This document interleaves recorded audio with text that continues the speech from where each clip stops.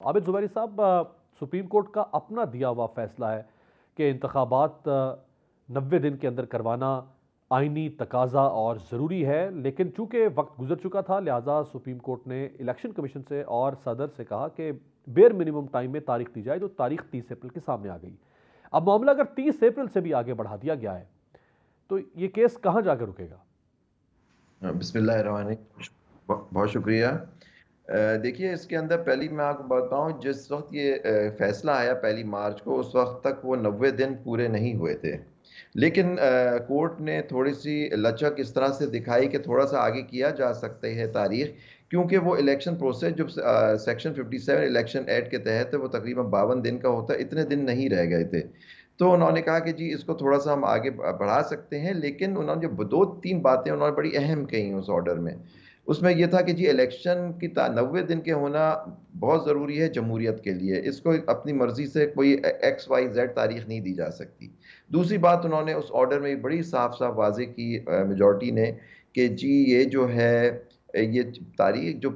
جس کے بعد پاور ہے، جہاں اسمبلی خود تحلیل ہوتی ہے اور صدر مملکت ہیں، وہ مشاورت کریں گے الیکشن کمیشن پاکستان سے۔ وہ الیکشن کمیشن تاریخ نہیں دے سکتا، یعنی ان کو مشاورت کرنی ضرورت تھی۔ یہ 2-3 چیزیں انہوں نے بڑی واضح اپنے اس آرڈر میں کہیں، لیکن آپ نے دیکھا کہ الیکشن کمیشن نے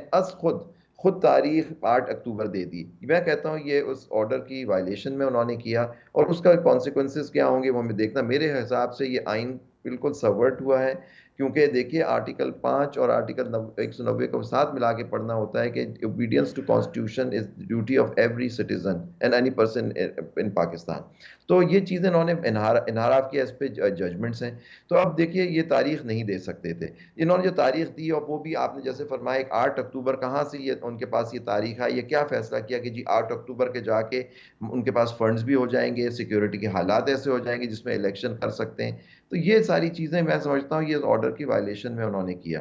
اب یہ دوسرا کیس آپ نے فرمایا جو فائل کیا ہے پی ٹی آئی نے آج، بیسکلی انہوں نے چیلنج کیا ہے کہ جی جو تاریخ انہوں نے دی 8 اکتوبر کی، وہ بالکل آئین سے انحراف ہے، یہ آئین کے خلاف ورزی ہے، اور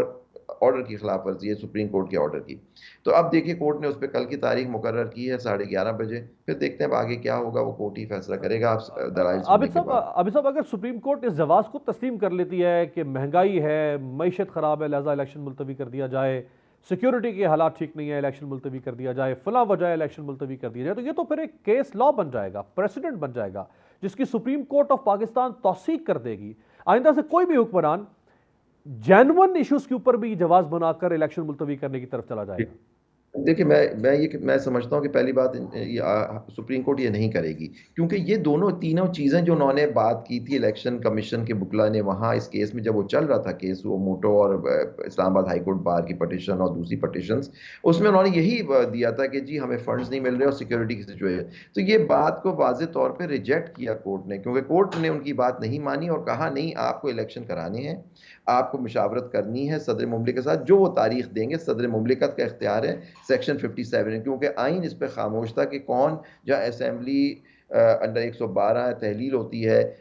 اس کے تحت کون تاریخ دے سکتا ہے، کیونکہ گورنر اس کیس میں تاریخ نہیں دے سکتا۔ جبکہ آپ نے دیکھا خیبر پختونخوا کی اسمبلی، کیونکہ گورنر نے تحلیل کی تھی، ان کو ثوابدید دی کہ آپ تاریخ دیں، لیکن انہوں نے بھی اپنی طرف سے 8 اکتوبر کی تاریخ دے دی۔ اب یہ جو چیزیں، اگر آپ کو الیکشن کمیشن ایک آئینی ادارہ ہے اور اس کو ایک خود مختار ادارہ ہے، اگر وہ اس طرح سے ڈکٹیشن پہ کام کرے گا اور کورٹ کی وائلیشن میں کرے گا، تو پھر آپ بتائیے کہ آئین تو پھر پامال ہو گیا، آئین